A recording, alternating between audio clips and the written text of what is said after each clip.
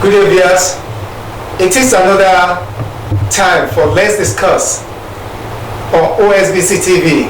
It promises to be revealing and exciting.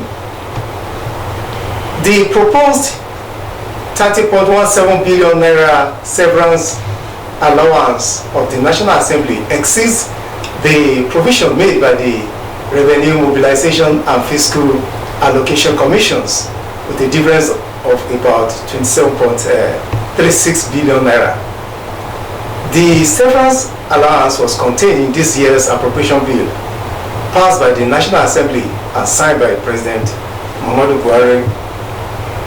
Going by the recommendation of the Revenue Mobilization and the Fiscal Allocation Commissions, the lawmakers are expected to collect 2.81 billion naira as severance package as against 30.17 billion naira budgeted by the National Assembly.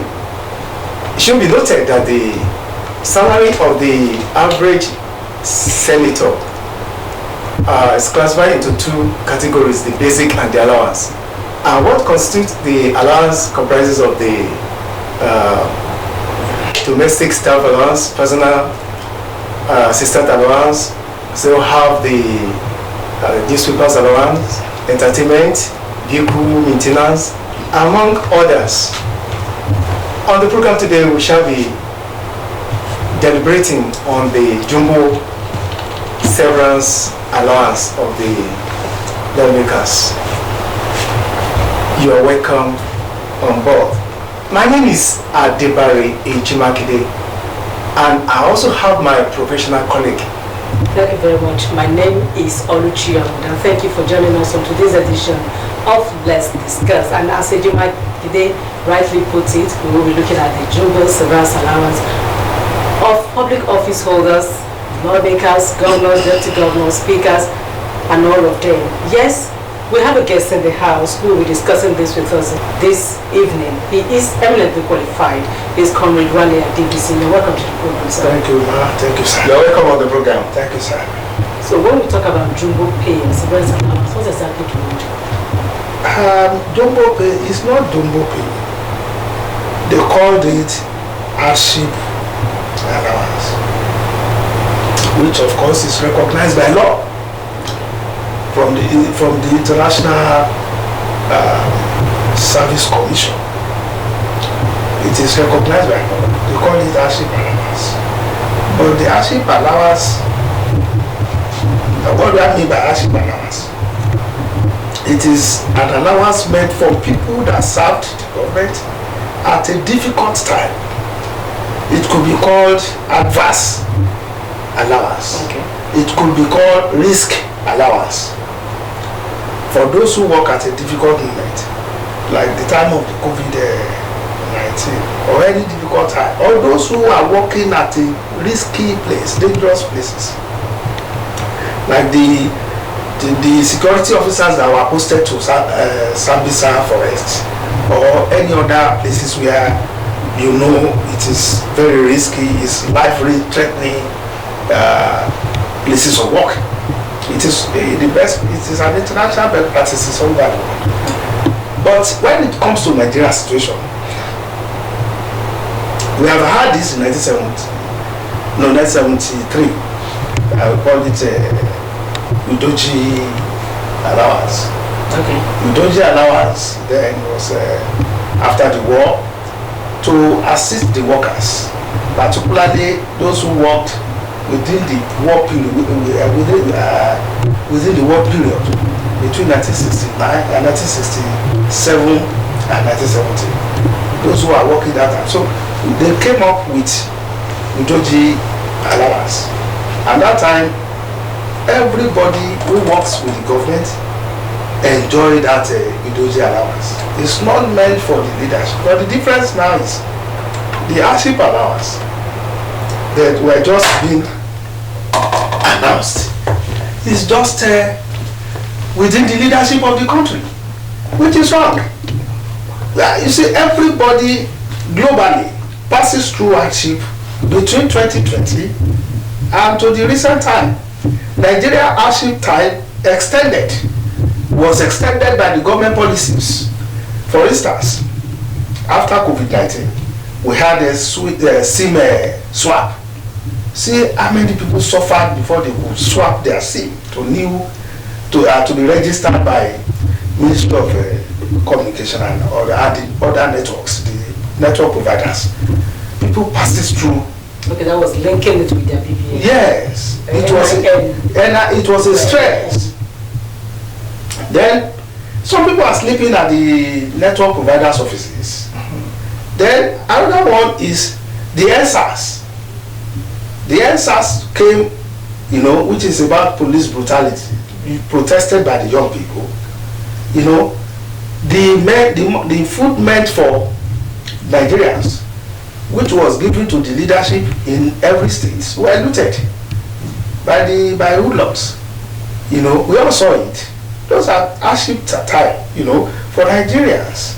Then, when you look at what we passed through all along, the people suffered more hardship than the leaders. The leadership enjoy them. They eat free food. They enjoy free things. And the government pay them allowances for all this while they are in office. So which hardship? And they left Nigerians, the Nigerian masses, the Nigerian workers that are working under a terrible condition because there's no time they did not go to work. Even during COVID-19, they were not considered. Even their minimum wage was not paid. So I wonder what they mean by hardship allowances that is only meant for the leadership of the country. The political office holders. It's quite, misnomer. It's an abnormality. But we are for our democracy, recognizes abnormality. So they don't consider the electorate that put them into power in any decision they are making. And that is why you can see the disparity of the inequality in our own times of governance. And that's why we want to say that Nigerian situation or Nigerian democracy, is that we have the government without governance. All right, thank you, sir. It has been argued that the severance allowance is constitutional, it is legal. Okay, what does the provisions of the law say? What does it say about the amount to be collected by lawmakers and who should prescribe what should be collected? You see, the best international practices recognized 30% of your monthly salary for such hardship allowance. Okay.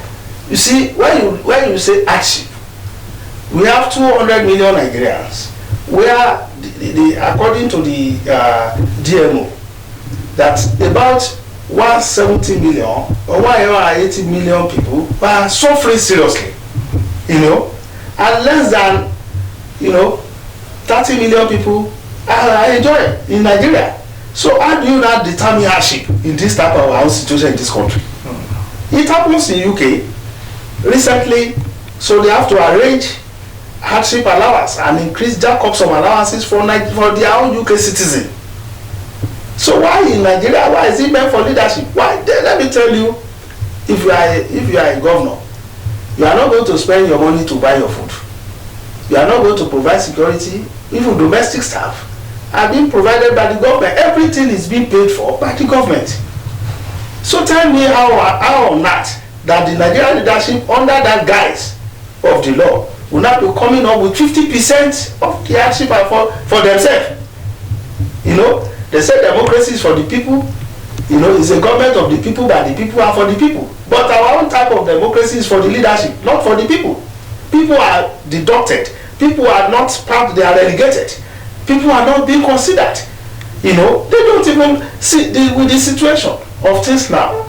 You begin to wonder that as at that time, when there was COVID-19, the Nigerian Medical Association declared a strike because they could not pay 5,000 naira risk allowance for the doctors.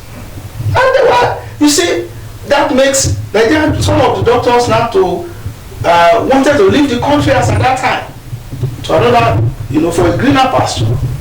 During the COVID-19, one of their ministers humanitarian minister, that claimed that she fed Nigerian students or pupils with about 80 billion, 80 billion naira. Those pupils were at home.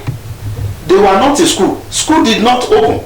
All the schools were closed. So during the COVID-19, where did they get that kind of money? Who are the people they were feeding with that kind of money? See, we are very unfortunate in this country to have the kind of leadership. And then you cannot say unfortunate. The Nigerian people put them there. It is the people that determine the type of government they want. You see, and we elected them after all. So you can't blame them, because when you elect people, we don't have the culture of asking questions in this country. They know whatever things they do, they will get away with it. Take for instance, our president left this country when he started his government in 2015. He left the government. He was outside his government for 100 days. Nobody dare ask them any question, and they dare not give anybody what happened within that 100 days. What type of sickness, how much was spent on the sickness, we were not informed. No update.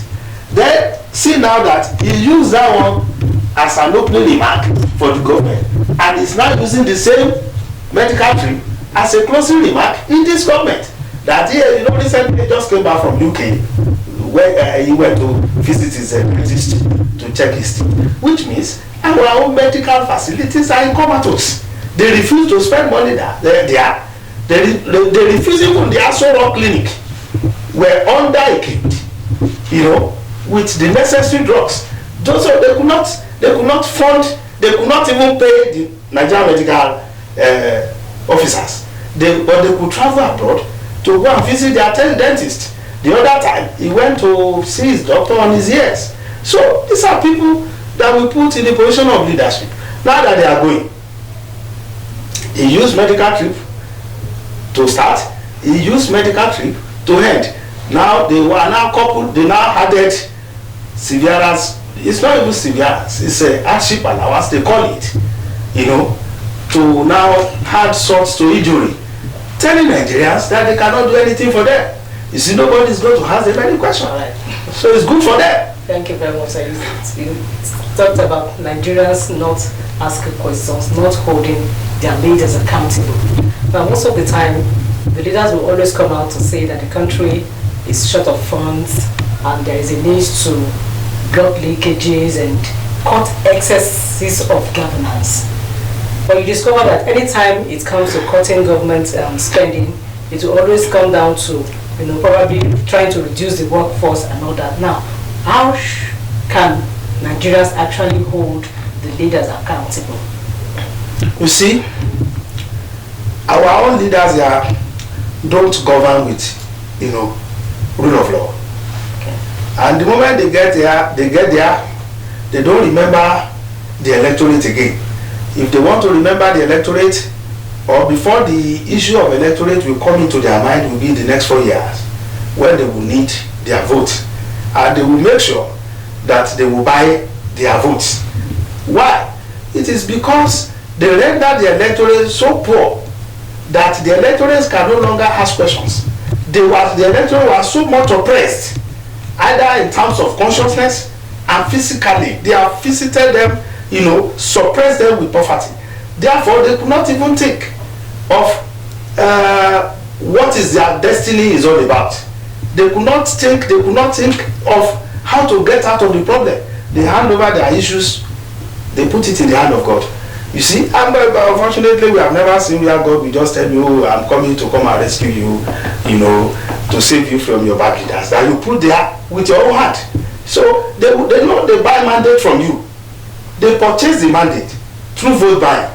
And they don't seem to believe that they have any responsibility towards them. And then the other time, in my opening remark, remember I said we have government without governance. The reason is that some few people will just leverage on the state fund, on the state resources, to favor their own cronies and to favor themselves. You see, even when a government that can close his eyes and allow universities to be closed for 8 months, and then the students were at home, because their children were not there. So they just feel comfortable. You know, we started this government with recession.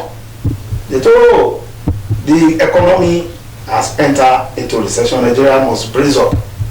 Then you see them now making appointment upon appointment, even when with the few days that the President Buhari will be leaving the government. He's still making appointment some days ago. They are still making trip to other countries to go and visit their dentists and their doctors so that they will now come. Because they know, yes, they purchased this mandate. However, when you purchase something and you pay for it, the buyer cannot go there and begin to ask them for anything again. And that is why we should let people know that you don't sell your vote. If you sell your vote, you are giving your mandate to them to cheat you, to oppress you for another 4 years. So you must vote for leaders that's ready to respond to your own need. You should vote for leaders that you can hold accountable for whatever happens. If you see them, when they go to Abuja, will they come back and give anybody feedback? No, they give their family and their friends. So the issue of Nigeria is that we've not gone to the rightful democracy that we expected, that is being practiced all over the world. We have not gotten to that stage, and it's giving us serious concern. You know, if you say, okay, they said no, they cannot increase worker salary simply because there's no money in the country. And they said that one to Nigerian masses. They said, oh, no money no dey. But when they want to share things for themselves, they will not tell us that, oh, there's no money, we cannot take this hardship allowance. They know, and everybody know that this is your take home. You know, now let me tell you one thing about them. This is the first time that the government will be coming out clearly that they were taking hardship allowance. We should give them kudos for telling us. Okay. Before, they will take it without announcing to anybody. You won't know how much. Who can tell me how much a governor is earning? The governor, they don't know. Nobody in this country, nobody here will tell you, oh, this is the amount that the governor or the president is earning per month. Even if you go and Google it, it's all fallacy. It can't be true, because we know what the allowances is all about. You know, the issues surrounding why do they want to kill themselves? Is it not because of the money there? Even if the security money, that security vote is there enough, it's not being accountable for. So let me tell you, we need a better democracy. And now, how do we need a better democracy? We need a better political party. Okay. Political parties start from that's where the democracy starts. We don't have parties in this country.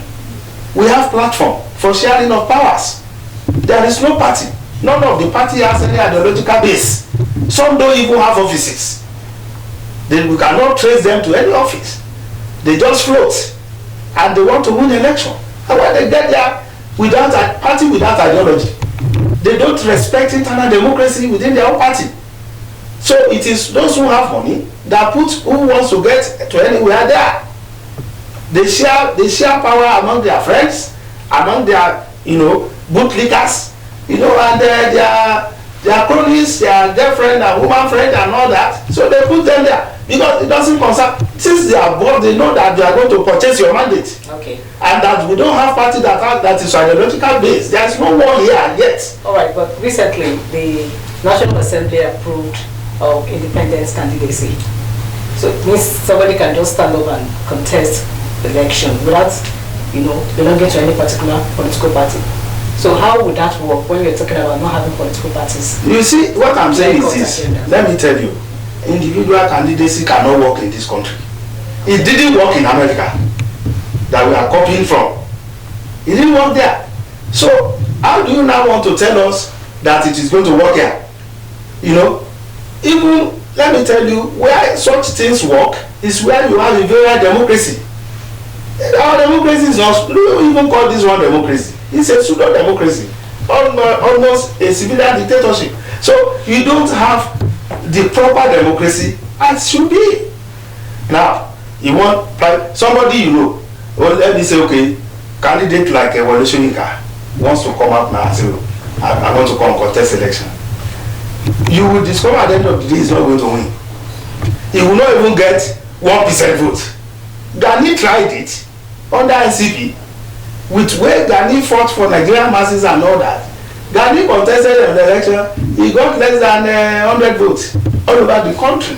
Okay, what should be the characteristics of a proper democracy? A proper democracy must start with a party that has a democratic function, that has a democratic structure, and respect internal democracy among themselves. Because internal democracy will now tell you that, okay, what you are going to practice. Because party is the brain box of any government. So it is the party that produces government. So when your party is virile and is democratic in content and in structure, you are going to have a democratic country. Not when somebody was a military man just after retirement and all that, and he has been a former head of state, not just coming up and say, now becoming the civilian. What do you expect? It's a civilian government in Agbada, in regalia. So what we need to go back to a party system, a political party system that respects internal democracy. And do you see that happening soon? Because you discover that any party that is in power, those that seems to be in opposition with all defects are moved towards it. Do you see it's actually happening?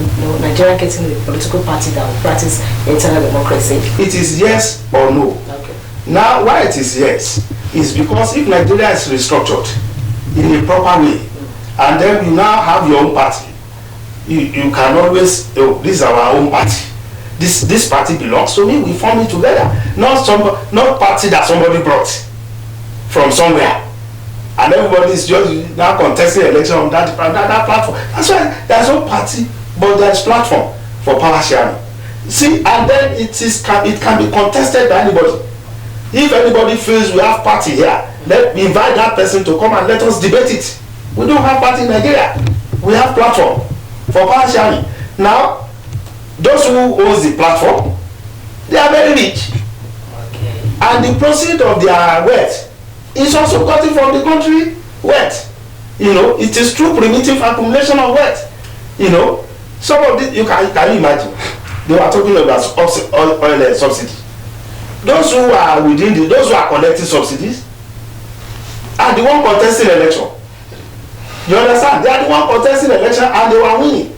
Contesting election with the proceeds of subsidy that is supposed to be made for the people. And people continue to suffer. Don't forget that this year, in this country, we have bought a liter of petrol for 800 naira. And nothing happened. We have just suffered an hardship time that I've never seen in this country. That is Naira redesign. It was a hard time for everybody. And then what happened? We were not given hardship allowance. And we have never seen the new Naira note again. What happened now that we are now spending the old Naira note? There is no hardship that is more than that. They were cheating Nigerians. They were suppressing Nigerian workers. They have taken away their consciousness. And then that is why you have unions, even without unionism, among the Nigerian trade unions. They have unions, but there is no collective unionism again. It is not their fault. They have killed their consciousness, almost eroded.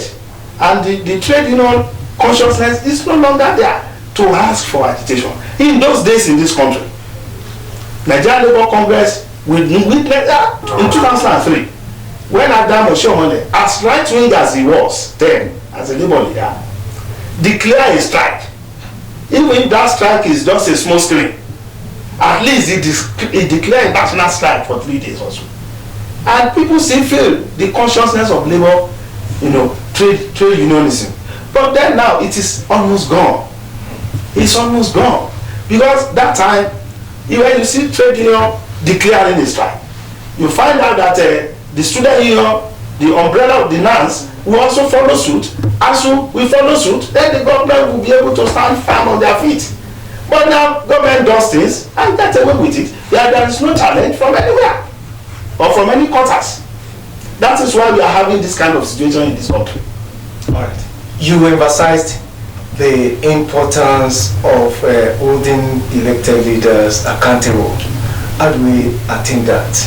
Because some of them, after being elected, they go to the National Assembly, some serve their own interests. How do we make sure that the people hold them accountable for the progress of the society? It is possible if the constitution is written by the people and the political party is formed by the people. What do we call party system? Party system is the people of like minds with the same ideological mind and mindset coming together to form a party and design method, of how they will now run the country, which is going to be published in their manifestos. Don't forget that presently in this country, none of the party has manifesto. But they have individual candidate manifesto. Yes, we people don't talk about, in those days we talk about UPN. In those days we talk about SDP and NRC. But today you talk about Tinubu, Atiku, Obi. It is not individual. It is not about party again. So that takes me back to let us also know that what we have now is a platform for power sharing. It cannot last long. Why? To know if you don't have a party, you cannot hold people accountable. Somebody holds that party. Somebody uses money to register that party. Somebody brought the party to you just for you to come and be members. You are not part of the formation. You don't know how the party came about, including the constitution that we are using. The constitution is written by the military, and then our political elites who are also selfish and find it comfortable to operate because it will satisfy their need. It's just a military constitution. They know it. They know it cannot work out in democracy. Military constitution cannot be used to operate a democracy. You can't get a democratic culture from that kind of constitution that we are using in this country today. You need people's constitution to operate your democracy, and you need people, political party that belongs to the people, that people believe form together, and then they want to use their constitution, which was written together by the people. It will now work. Thank you very much, sir. Now, there have been constitutional conferences in Nigeria. Why is it difficult to implement the outcome of such conferences? It may be difficult because when you have constitutional conferences, the intention of having that, one, is based on corruption, to chop money. Secondly, it is not really meant for the interest of Nigerians, but their own personal interest. And when your interest is not general, it's not a general interest, it's not a collective interest. All those conferences were just mere cosmetics, okay. And then it's just to show we are also having a conference. What I actually asked that question is, you talked about having a new constitution written specifically by the people. Yeah. How would that be achieved? Yeah, it is through restructuring. Okay. That is one of those who are calling for restructuring. They were not just calling for it for just their own interest sake. Okay. That Nigeria has gotten to this. In fact, before independence, there have been several constitutional conferences before independence. Before they now got to the regional conference, which was McPherson constitution. Okay. In 1946, they find out that the 1946 constitution cannot work with the validity. Then they now said, there should be another one, because they now find these people, and they wrote to the Secretary of State that these people cannot live together as a country. They can live separately, then there will be a federal structure. But when the military came, they destroyed the regional system and replaced it with a military unitary system. That's Decree 34. Then, when that one happened, things fell apart and the center could not hold. And that now dive into, civil war. You see, 1963 constitution, if it was implemented, we might avoid that civil war. That's the Republican Constitution. The Republican Constitution. That civil war may be avoided. But since it was not practiced, and then we are just jumping from one system of government to another system of government. We started with parliamentary, we later went into the military for 29 years, later we came with presidential, later we came back as a two-party system, SDP and NRC, later we came that the military and civilian, while the propaganda was the head of state, civilian were in the Senate and the National Assembly. They want to practice that again. We have practiced so many things, we have experimented so many things that did not work. At the end of the day, what we need is just simple.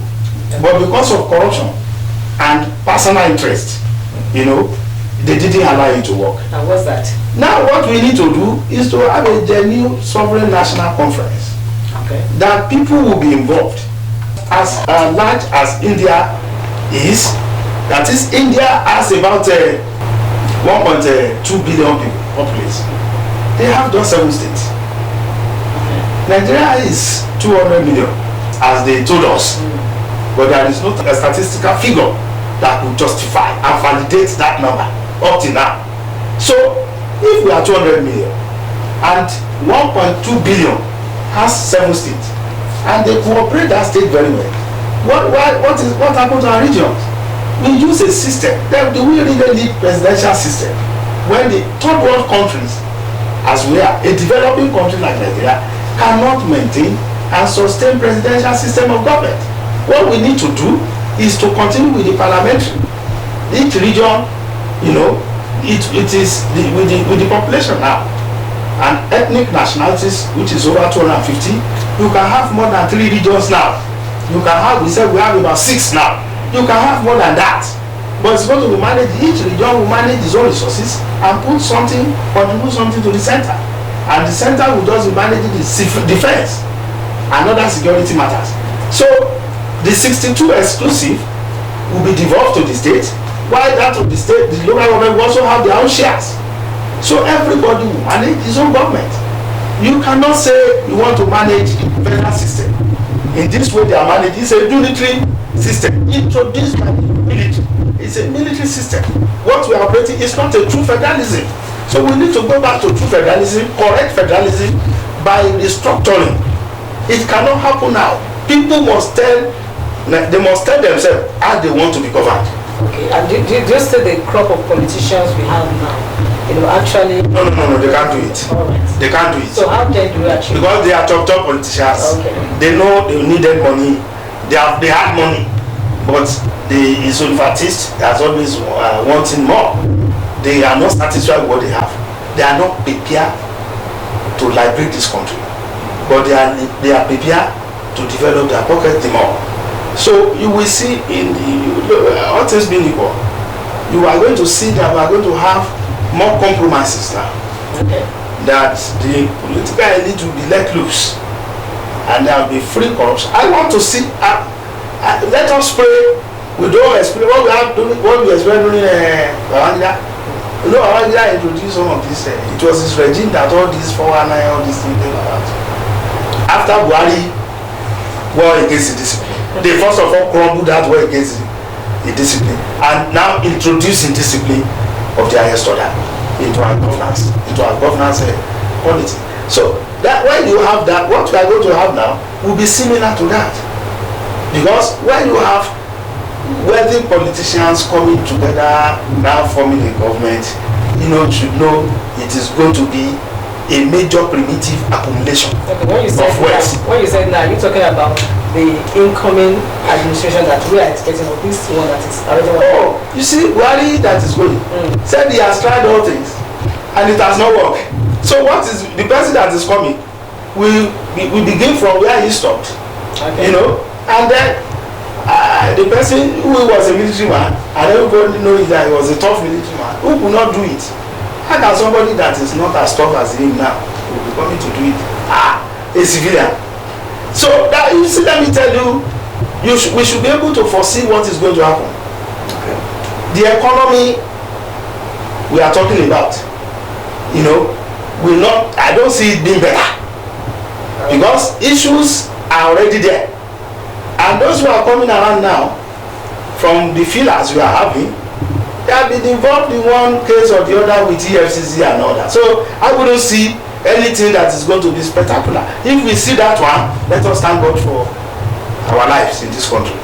Okay, which of the presidential system or government or parliamentary system will offer the nation better economy in terms of practice if employed? I want to suggest, I want to recommend that Nigeria don't need presidential system. Because one, we have a mono-economic system, which is petrodollar hooked economy. So, and then if you have that one, And the price of petrol, or the demand for petrol in the world, the global demand is now, receding. It's not being appreciated again. It's not appreciating again. Then you need a system that you can a system of government that you can properly manage, which is parliamentary. You don't need to have too many hits. You have the governor will have about 80, president will have no numbers and all that. You don't need too many hits. You don't need too many people to be in government. You just need few people to be at the cabinet, and they will say at the same time the government. It is they that will now elect the prime minister. So then at the level of the local government, you can make it a sitting arrangement where you just need people with civil servants coming in as or pensioners coming in. Does that and they pay them sitting allowance. Even our House of Assembly, we don't need to be two. It has to be one. Okay. Now talking about the federal character, will it be captured in this year arrangement? If Nigeria is restructured, and it is restructured along the regional, you don't need federal character. Okay. Your region will take care of your people. Just in 1954 to 1960, the region, western region, belongs to the Yoruba people to Asaba. Okay. From Ibadan to Asaba. So they have their own system, and they generate their light from Ibadan to Asaba. They have their everything. So within that region, until 1963, when Midwestern region broke out of the Western region, now we have a better system of government. You can reach your people can reach you at that period. So when Nigeria is restructured with just a unicameral system, you don't need your government will take care of you. And not that everybody will not be going to Abuja to go and collect money. No, you will generate your money. You only make contribution to the center, and then you use every region will develop at their own pace, and there will be healthy competition. All right. Will you advocate for a downward review of the Jumbo bill of the lawmakers and even executive officials across the nation, considering the debt profile of the nation? See, they are just being insensitive. Our leadership are being insensitive to the plight of Nigerians, and that to the plight of the country itself. You have borrowed so much money, and then the debt profile is almost, I don't know how it is going to how the incoming government is going to do it. Then another thing is that you said we have paid subsidy of 13 trillion in the last since 1999 or so. Then how do you combine that and tell you that you want to have jumbo pay, you want to have hardship allowance? Tell me how do you justify that when Nigerian workers are not being paid extra jumbo pay again, extra payment? There is no extra payment. We expected them immediately after the ESAs or after the COVID-19, and Nigerian workers should be paid. Nigerian people should be given hardship allowance or allowances. Nothing was given to Nigerian people. There's one that is announced. This loan. Okay. How many people collected that loan? The subsidy relief. There's nothing like that. Ways and means loan. Yeah, there are several loans like that. It is among them that are collecting the loan. The people that are expected to get it, they're not given. And there is no voice because they suppress all those voices. But you talked about releasing money from regions, making their own money, generating their revenue, and remitting some to the federal government. Now, there's always the saying that power is not served at the cat. The federal government has been so used to, having so much power. Because there's so much money. Exactly. Do you think it will be easy for them to just relinquish such to the regions and be collecting, peanuts, let me put it that way, just to be in charge of external security and all that? Do you think it will come easy? It cannot come easy unless if the country is restructured. If the country is restructured, all those issues will be resolved. The fiscal policy, the security system, the appointment system will be resolved. Even the cathedral character, we don't need it. We already know what should come to each state and each region, and then the region will provide it. So it's not about somebody is now, telling you one state should bring this for one appointment, another one. So it doesn't. The region will be the one to organize it, and it is for their people. Do you understand what I'm saying now? So Nigeria needs restructuring. Nigeria needs to be restructured. All these things they are doing, either incoming or outgoing, it is going to be the same. They need to pity Nigerians. If they love this country and they don't want it to crumble, they need to restructure. That is just simple arithmetic. Okay, Nigerians are expressing concerns regarding the Zebrans analysis, which you call hardship analysis. Considering this, there are other issues left unattended to, as it is expected, like the ASU's case. The federal government still owing some of them salaries. The resident doctors are on strike.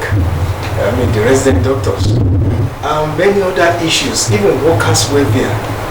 But when it comes to the interest of the National Assembly, Nigerians are observing that they get what they desire. So, when the national interest is placed above selfish interest, what does the nation stand to benefit? Well, you see, the National Assembly, since inception, has always been working towards their peculiar interest. And there has never been any time that is, let us pass a bill that will be in favor of Nigerian masses or Nigerian peasants or Nigerian workers. We must pay them so amount for their suffering. None of them will do that. You see, something happened in the last in the last outgoing National Assembly. Okay. They brought in NDDC managing director to give an evidence on how some money was misappropriated. As they will continue to question him, he's not. I never since that time, I've never heard anything again about the matter. That the case closed. Several things like that. On the issue of Mago, that's former EFCC chairman.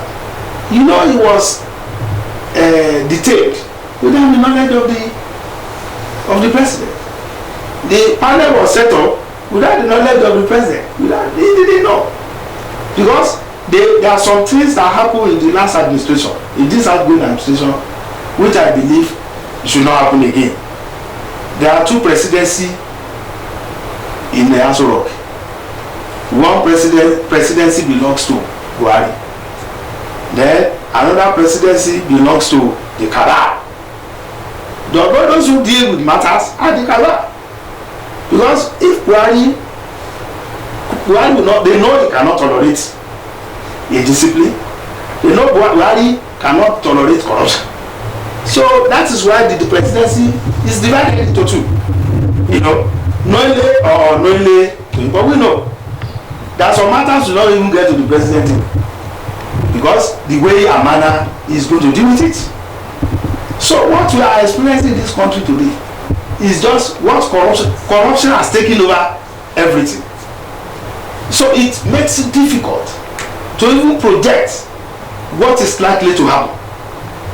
Well, corruption is number one, and it is in its highest level. That no president will say, I want to kill. Buhari came, he said he want to kill corruption before corruption killed Nigeria. But eventually, he could not kill corruption. And corruption, I don't know whether it has killed Nigeria now. But you see, that's the irony. But the man is even tired. He wanted to go to the island and settle down. And because he said he has done everything possible. Yes. But you find out that Nigeria cannot change. All right. Talking about Nigeria not being able to change, is it the problem of the leaders alone? What kind of followers do you think Nigeria has? Yeah, I said it earlier on that it is the people that determine their leadership. Okay. You cannot take away their leadership from them. So Nigerians actually got the leaders they deserve. They deserve. Because that's the way they wanted it. Let us say Wale wanted to contest as a councillor. Okay. In his own local government. He can, in his own ward, they cannot vote for him. I have a friend that actually wanted to contest for governorship. When I saw it, I will not mention his name. I told you, I said, well, I said, this man, with all this manifesto, he cannot win 300 votes. But he had 500 votes. Okay. So I said, when we met, with your manifesto is too beautiful. People will not vote for you. Don't have money to buy vote. You know how much they bought one vote in the last election? All the parts. It's not less than 5,000. For real? Yeah, it's not less than 5,000. Per individual? Yes.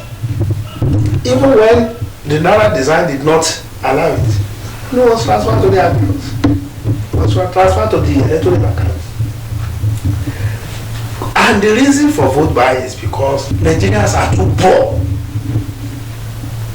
They have used poverty to suppress people. They have unleashed hunger on Nigerians. So you don't have any other choice other than for some of them, not for people like us, to just give 5,000 naira, you will take it. If somebody has not eaten and they want to offer you just one vote, then okay. Even they want to buy your voter's card, they will sell it. With what the INEC was saying, national orientation, don't sell your voter's card. If they want to buy a voter's card for 100,000, what does it change when the government has failed to produce and to provide, several amenities for Nigerians? So a lot of things has to be done. As it is now, there's no policy that can change things unless if Nigeria is restructured. If Nigeria is truly restructured, you, yourself, myself, and yourself now, we will have a party to promote you to contest in an election. Do you need to offer us money? Do you need to offer us money? Because we are the one that promoted you, and the party belongs to the three of us.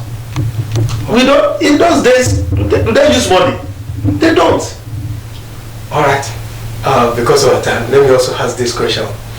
When you talk about these civilians' allowances, now it may cut across all the three tiers of government, the executive and the lawmakers, down to the grassroots level. What might be the economic implications of that, and how sustainable is that payment in the future? They said in the last 8 years, and it's take-home. So it has to be 4 years. Those who spend 4 years will take their own. They want to make it official now. Don't forget about the SSA, SA. Will they not take their own? And the commissioners too. And the commissioners. So will they not take their own? And you know how many they are. So if it is under the law, it has to be paid. It has to be paid. So how do you justify such payment with the situation of the economic situation of the country? With the debt profile? With those who cannot pay, those who cannot improve our hospitals and provide drugs there. Those who cannot pay doctors. Those who cannot pay lecturers with the universities. The pensioners. Those who cannot pay pensioners. Those who promise teachers that they will increase their salary. I don't know whether they have been paying it up to now. So I don't know how justifiable with that severance would be. Then another thing is that what is recognized by the law is 30% of their monthly salary. So how do they come with 150%? Which is half of their salary. They must explain to Nigerians. And Nigeria must ask them. But now, don't forget that some of the civil society, they are being owned by them. They are the one funding them. So the era of civil society coming back to challenge them has gone. Has gone. So Nigeria is back to govern. Unless if Nigeria is restructured. Okay. Thank you so much. Comrade Wale Adebisi. Thank you very much. Our guest on Let's Discuss, where we are discussing about the severance package for political office holders. Thank you. Thank you, Honorable Adebisi. Comrade, Comrade Adebisi, thank you very much. Welcome to the program. Thank you. This is where we're going to say goodbye in today's edition of Let's Discuss. Thank you for being part of the program. My name is Oluchi Amuda. Thank you for watching. Join us next Sunday for another fresh edition. Hi, Adibari Magidi. Bye-bye.